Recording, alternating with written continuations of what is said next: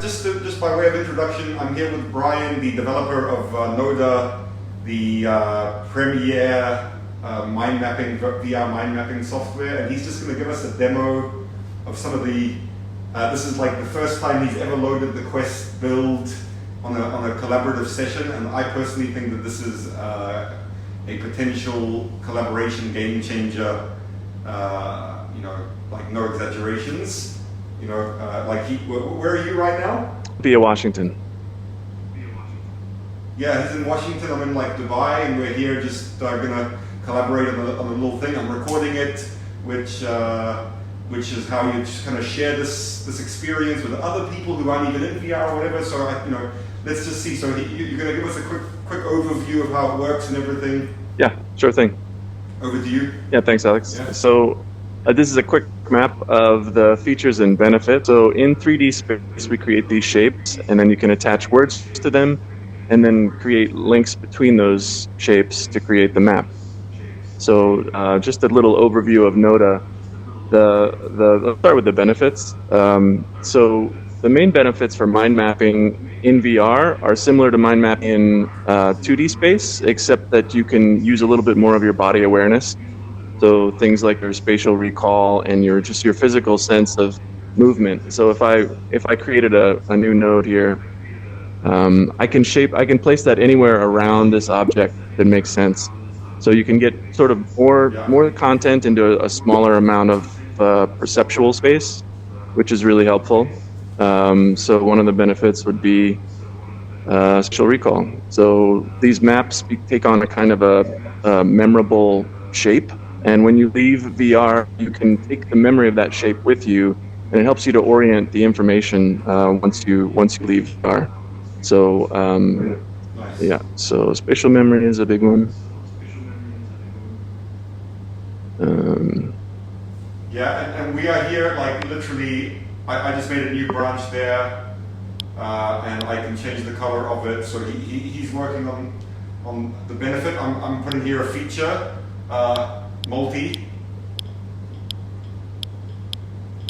Multi-user, multiplayer, and okay, I typed it wrong, but right, this is like persistent between us. Right. And what happens is you sort of take on this kind of like, it's a creative mode of like co-discovery, really. If you're in here with someone else, you're creating a map together, ideas really happen quickly. You start to flow with it. And I think like in this kind of infinite space, you've got a really kind of unlimited canvas. Amazing. And so tell us about the story about multiplayer. You personally didn't think it was that important, but everyone's been harassing you for it. Is that the story? Yeah, basically, I started this maybe 2 years ago as a kind of a side project. I something I wanted to see happen in VR, like a mind mapping app in VR was always something I was interested in. But for me, it was sort of a personal thing. Mind mapping was something I did to learn and to process information. Thanks. Yeah. So for me, mind mapping was more personal, but then it's like I got the early access out there, and people kept like it was one of the first requests, and it's been the most consistent. Is I want to get in there with other people, and it didn't really hit me at first, but when I started to hear more people say it and the reasons they wanted to do it, then it started to make sense. And now that I've got it in multiplayer and I'm actually using it with other people, I totally agree. I see the benefits.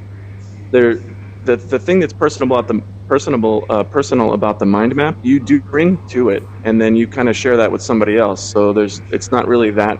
If you're creating a map with someone, then you both create that kind of personal memory of it. I think it would be more difficult to go into someone else's fully formed map because you don't have any context. If you are creating with someone else, or if someone is there to sort of walk you through it, then I think it does have value. So I'm really glad that it's here now. Big time.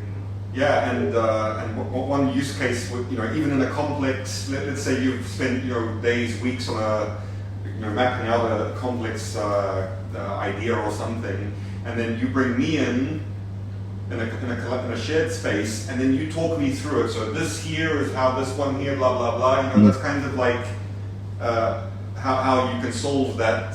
You know, like overwhelm or something. I can definitely see that use case as well. Yeah. But this is working really well.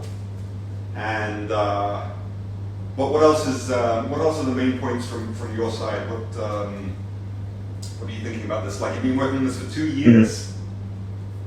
Yep. Yeah, it's gone through a lot of phases. The main thing that I kind of focused on was trying to make it easy to create. So it's kind of geared towards creation tools.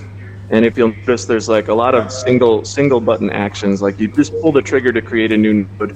You trigger on top of a node to drag a link to a node. There's no extra tools or things you have to do to switch around to create content. And on the PC version, there's a speech-to-text feature, which makes even the creation of words easier. That'll be implemented on the Quest soon.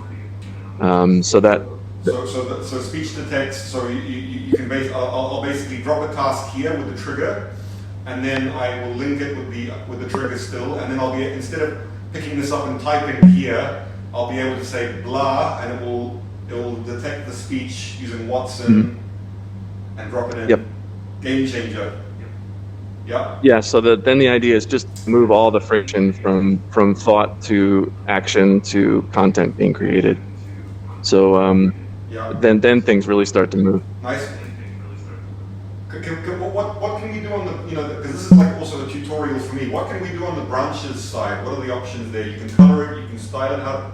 You can actually add words to it too. So yeah, so you can get names for those links, and you can change the style. You can change the size, and you can indicate direction as well. So this shows the relationship is sort of one direction. And then you can give it a dotted look if it's like a more tentative. We're not sure about that connection, Nice. So there's a solid line, a dotted line, and a directional line. And then for the nodes, you change their color, their shape, and you can add an icon or a custom image. So you could add your own images for things like stock photos, or if you've got screen caps or something from a project you're doing, you can add those images on top of a node.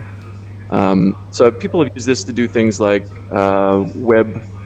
website flows, mapping out their website in 3D, and then having a screenshot of every page or new interaction on one node, and then having the flow through the whole website. Nice. What are the main priorities in terms of the next steps? Like this multiplayer is a big one. What else are your main next milestones? There are a couple map making features that are under development, just to make things even easier and more kind of fully available, from, like we said, just being able to do things really quickly without having to get bogged down in any kind of menuing. So map making. Okay, like what? Well, for instance, to text right now, you would have to bring up a menu to access that. I guess that's right in front of me.